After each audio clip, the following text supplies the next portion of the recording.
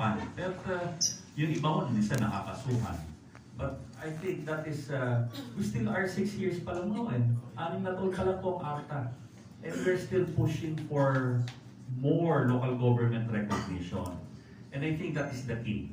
If you want to have more anti-red tape practices, we have to engage with the local governments as well. Kasi ang national naman po sumusunod eh.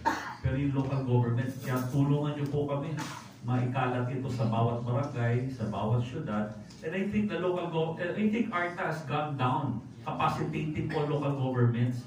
Kaya naman po kasi ang problema mo sa atin, every 3 years, may eleksyon. Kaya napapalitan rin po ang mga municipal mayors, ang barangay. So, paulit-ulit rin na ang pagpapaliwanag. At hindi naman mo kami hihinto para doon. Thank you. And by the way, we also conduct town hall meetings.